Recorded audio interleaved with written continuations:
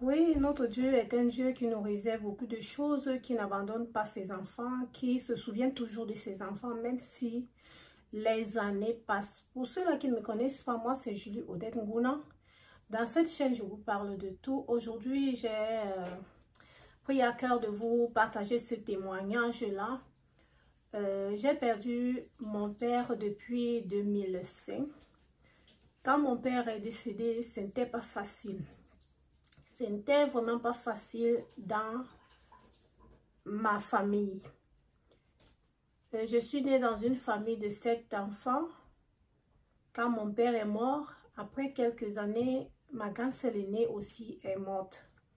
Donc, ce qui fait que je suis la dernière née, la 7e enfant. Je suis la dernière née de la famille.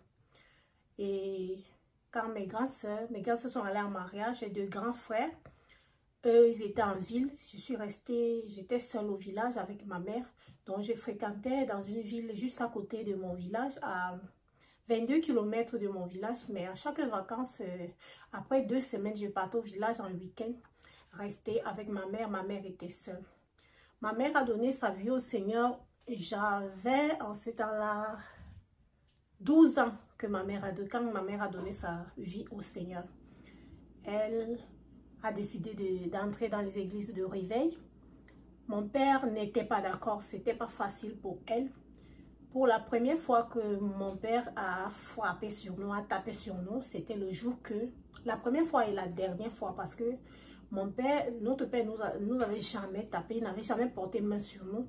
Mais la seule et la dernière fois qu'il a porté une main sur nous, c'était le jour qu'on est parti dans l'église de ma mère. Le jour qu'on est parti faire culte là-bas, en rentrant, mon père a tapé sur nous jusqu'à...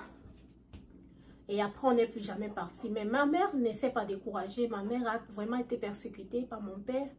Elle a été vraiment bastonnée par mon père pour qu'elle quitte cette religion. Mais elle n'est jamais quittée dans son église, la vraie église. Pour ceux-là qui connaissent cette église, la vraie église.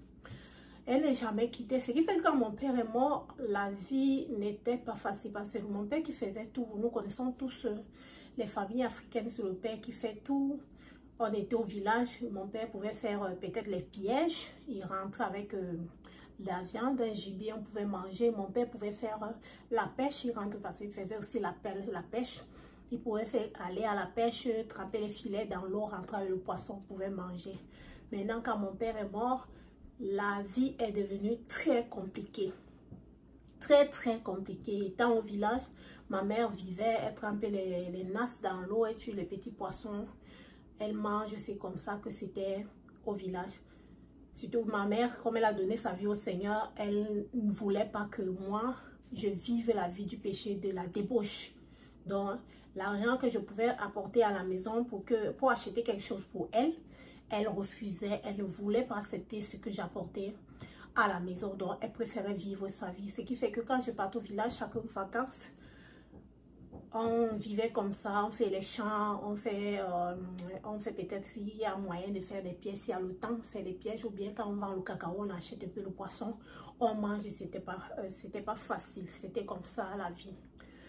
Et après ça, la maison que notre père nous avait laissée avec, mon père nous avait laissé avec en campagne, parce qu'on passait plus de temps en campagne qu'au village. Il nous avait laissé avec une cabane. La cabane là commençait à se casser. Les gens qui passaient en route disaient non, la cabane, il faut faire attention, ça va se casser bientôt, il faut faire attention, si ça tombe sur vous, c'est dangereux. La maison était construite en paille. Mes frères et mes soeurs, ce n'était pas facile. Quand un père de famille meurt, vraiment, quand la famille qui reste là, c'est vraiment pas facile pour eux. Ce qui fait que quand il pleuvait, comme la pluie, comme ça coulait, la maison était en paille.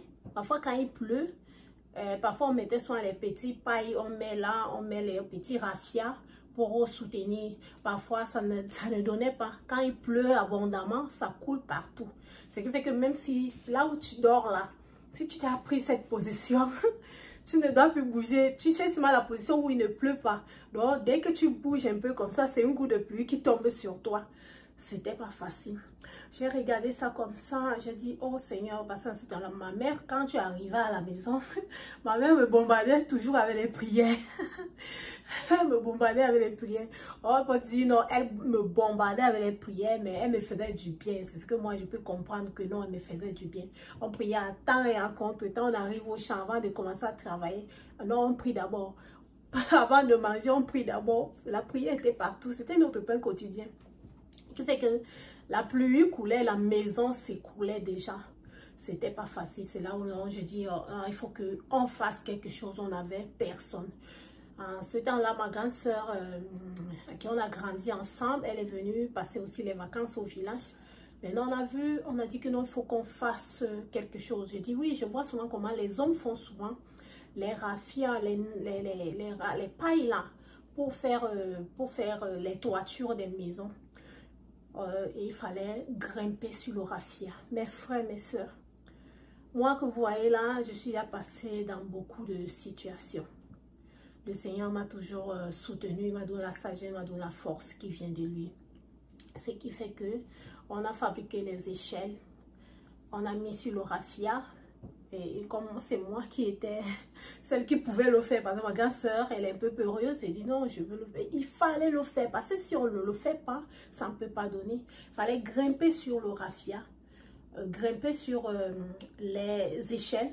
Et lorsque les échelles s'arrêtaient, parce que le raffia est un peu plus long pour aller chercher les feuilles du raffia qui sont plus hauts là, que c'est qu'on fait les pailles avec, c'est qu'on fait les pailles avec pour mettre sur les maisons. Il faut aller chercher ce qui est un peu frais en haut. Il faut aller prendre ce qui est plus bon. Donc les feuilles qui sont pas frais, les feuilles qui sont bien solides au milieu, pas les feuilles qui sont déchirées au début. Donc ce qui fait que lorsque les échelles s'arrêtaient, j'escaladais. J'escaladais comme un singe. J'escalade, j'arrive en haut, je commence à couper. Avec la machette, je finis de couper, ça tombe au sol. Et c'est comme ça qu'on arrangeait les pailles là, on arrangeait, on tissait, je tissais. Les gens, les oncles qui passaient là, quand ils me voyaient, ils disaient, oh, je vais venir t'aider. D'autres sont venus nous aider à tisser. Malgré que je tissais en l'envers, mais moi, je voulais seulement que quelque chose soit posé sur la toiture.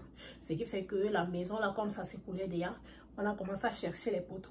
Ma grande soeur et moi, on a commencé à chercher les bois partout dans les forêts, ce qui est solide. Mettre, creuser, comme les gens creusent souvent.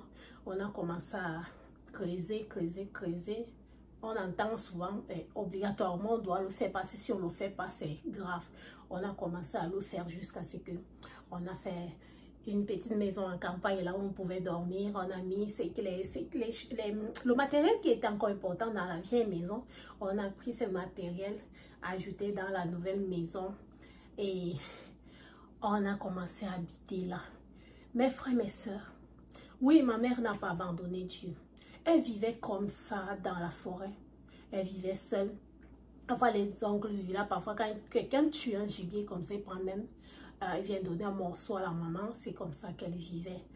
Et quand la pluie, bon, maintenant, quand on a construit la nouvelle maison, ça allait chez elle. Mais la maison ne peut pas aussi être constante. Mais à chaque fois, peut-être après quelques années, ça commence aussi à couler. Il faut changer. Donc, c'était comme ça qu'on vivait jusqu'à ce que le Seigneur m'a fait grâce. J'ai donné ma vie au Seigneur. Et aujourd'hui, je peux encore regarder ça. Aujourd'hui, quand je parlais avec elle, j'ai pris une maison en ville, là où elle habite, avec une ménagère. Elle est tranquille. Elle est là, elle mange ce qu'elle veut. Mes frères, mes soeurs, ma mère qui ne pouvait rien, ma mère qui n'avait pas de maison où habiter, où elle reste, là où elle restait là, c'est comme ça que la pluie coule sur elle, c'est comme ça que elle vivait, mais elle n'abandonnait pas Dieu, elle était toujours avec sa Bible. Elle était toujours là, ses prières, jour et nuit. Elle priait le Seigneur, elle priait le Seigneur. Elle ne demandait même pas l'argent au Seigneur. Elle demandait le salut de son âme. Je vais un peu faire cette petite parenthèse. Pourquoi ma mère a décidé d'aller dans l'église de réveil? Avant, il n'y avait pas ces églises dans nos villages. Il n'y avait pas l'église de réveil dans le village. Ma mère était une ivrogne. Elle me raconte. Elle était ivrogne. Elle buvait, saoulait. Elle partait même dans les voler même le vin dans les gens qui font les veilles, avec le vin de palme. Elle partait dans les trucs de palme, les vins de palme là. Si elle voit un homme qui a fini de faire son vin de palme là, elle part, elle récupère, elle vole vite, elle part boire. C'est comme ça qu'elle était. Elle était ivrogne. Mais cette vie qu'elle menait, elle me dit qu'elle ne voulait pas de cette vie. Chaque fois quand elle voyageait, elle partait en ville, elle trouvait sa cousine, il y avait sa cousine là-bas en ville qui était dans les églises de réveil. Elle ne buvait pas, elle ne prenait pas de l'alcool. Elle disait que ouais, elle priait dans son cœur que ouais, si cette église pouvait aller être dans mon village, c'est que je sais que je ne bois plus de l'alcool. Mais le temps qu'elle était souvent en ville là, avec sa cousine, elle ne buvait pas de l'alcool, elle prenait pas de l'alcool. Mais quand elle retournait au village avec ses copines d'alcool, elle reprenait l'alcool. Maintenant, quand l'église est arrivée dans le village, la vraie église, on ne boit pas, on ne fume pas. Elle s'est abandonnée. Elle s'est abandonnée, commençait à servir Dieu et elle a abandonné l'alcool une fois. Et les amis qu'elle avait qui consommaient de l'alcool l'ont fui, donc elle s'est séparée complètement d'eux. Elle a commencé à servir Dieu. Voilà pourquoi mon père s'est opposé. Non, tu sais que non, quand tu as une femme, il avait une femme qui pouvait boire ensemble avec lui, mais subitement, elle dit non, elle ne prend plus de l'alcool. Elle est dans les elle prie à temps et en contre-temps.